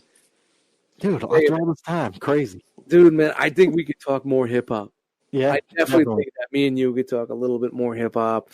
And we just try to give you kind of like a Reader's Digest version of what's going on, man. But for all these years, man, to finally be able to kick it with you, man, I really hope you had a good time tonight, man. I'm looking forward to listening to this back. I'm looking forward to man. Had all the stupid little. I gotta get out there. I gotta get out there to see you sometime. We gotta get some wings. I see you with that fucking air fryer, and I'm fucking drooling every. Dude, you have an air fryer? No, I need to buy one. You buy one. Buy one. Buy one, dude. It'll change your life, dude. Your shit looks fire. Dude, I got fucking videos on YouTube making wings and ribs. Cooking with dust, man. Ribs, wings. I gotta get that. I gotta. My stupid fat ass from fucking Brooklyn saying, "Yeah, you chop the fucking thing over here, throw some fucking sauce." Boom. Subscribe. Yeah, man. Don't get me wrong. Action Bronson was doing his thing, but I could take it to a notch higher. I think, he kind of disappeared on the scene, man. Yeah, I don't know what happened to him. I don't know what the fuck, man. I haven't seen anything new from him in a minute. Yeah, it's been a couple years. Another thing to wrap it all up. I'm the first website to feature Action Bronson You know, boom, right here, number one. Boom. Boom. Wow. What track was that? That's actually his first freestyle on Industry Shakedown Radio, but then he had the Imported Goods after that, then Shiraz. And Shiraz was the one that really blew him up. That was that Tommy Moss joint. I remember you were a fan of that production on that album. That was great. It was I probably fucking started finding him from you, man. Yeah. I wonder what happened to Tommy Moss. I can't go back that far, but it was probably fucking finding it from you, from the blog. Because I was up on Bronson easily a year before anybody started fucking. Exactly. Like Tommy Moss. It was kind of a weird time because it was a time apart where hip hop was like everything was going more keyboards and all that bullshit, and he brought that 90s feel, like that boom bap, that sampling, and you know that's what I've been making all my life. Yep. You know, even though I dabble into some fucking new shit just to show motherfuckers I could do it. Hey, you got the guitar. I seen you. Yeah, I got the guitar. It's a dice guitar. My handbag over here. Yeah, man, definitely. We definitely need to get together, man. Come back on the show. We could talk even longer and continue this fucking nonsense, man. But thank you very much. Thank you for joining us, man, dude. We had a blast. To meet you, my friend. That's Frogman, right? Frogman. Mr. Vega, listen to you, man. Oh, that's before we go out, do we have a Frogman message from Tech Monday or what? Yeah, we got a Frog Tech Monday. What do you got? What was it called? Tech Monday, man. Tech Monday. We got anything for you? I do. I got something for you all. Always remember, guys, change your transmission fluid once a year. You don't do that, you ignore it for years to come. One day your transmission gives out. It's because you wore out your clutches because of your overheated transmission fluid. So just the way you change your oil every 3 months or so, always change your transmission fluid. Go to a reputable shop. Get a good flush on your transmission. Nice filter. I can't believe I can't believe I let it go that far. Dude, it's true. I will give you actual mechanic tips to let your car. That shit's bullshit already. Fuck no, man. Shit. I've had the same car for 6 years, never changed the transmission. He actually had to sell his collection to fix the transmission. Dude, I had a transmission problem a long time ago, and I'll never fuck with that again, man. Never change the car. Like, it's transmission. It's a transmission shit. $3,000. Oofa. It was the same year I dropped 200 pounds or 174 pounds. That's amazing. No, it was my ex. It was my ex. All right, let's wrap this up, ladies and gentlemen. Shout out to Mr. Vega for joining us. Yeah, thank you, man. Thank you, man. Give you shout outs, plug your shit, man. Let's plug it up. Yo. Mr. Vega Genesis on Instagram, Twitter, thecryptonline.com. You can check me out there. I still post random hip hop shit, weekly, monthly, every once that I can get to it. Yeah, no Cobra Law shit though. Just saying. Yeah, that's a bullshit. I get it up on there. It just takes me a while. You gotta say that's bullshit already. Nah, man, you've been a supporter, man. Thank you very much. I love you. Keep making the good music for me, man. I'm trying. Close to the 3 coming out soon. I heard that. And I've been definitely changing my production, getting more into more orchestration, and I don't know, playing a little bit more sampling plus playing, trying to be different. So you got this, man. We'll see what happens.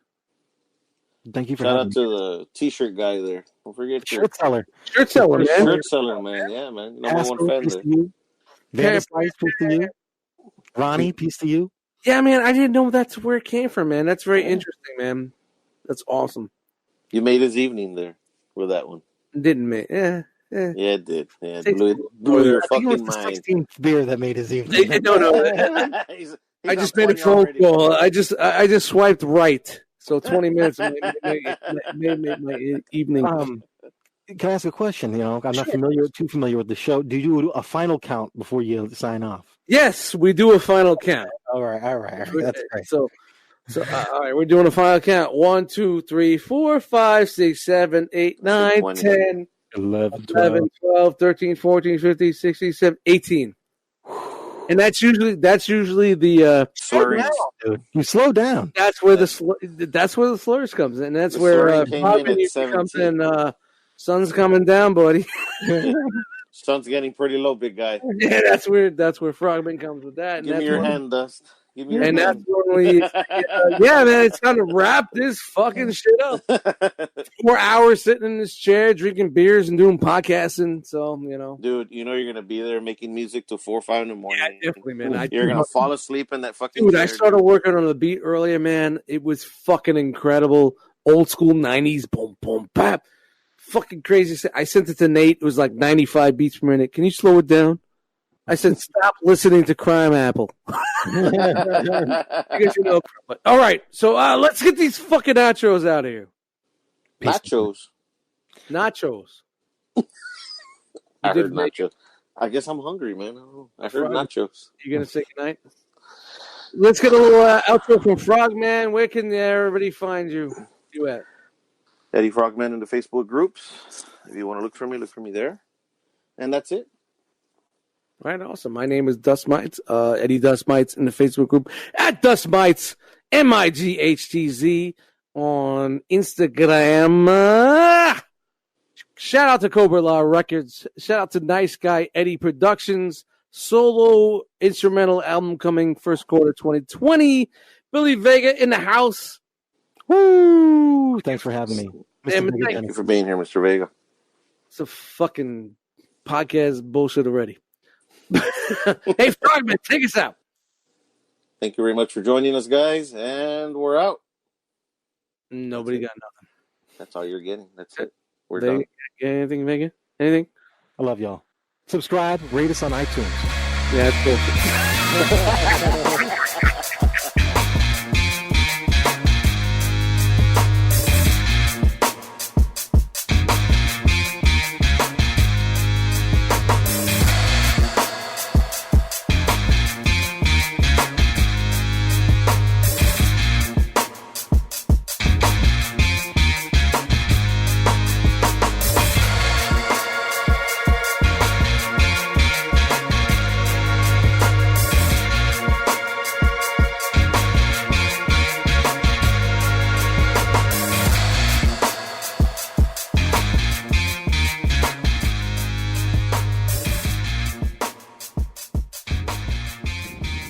He's just gonna decide out of the fucking blue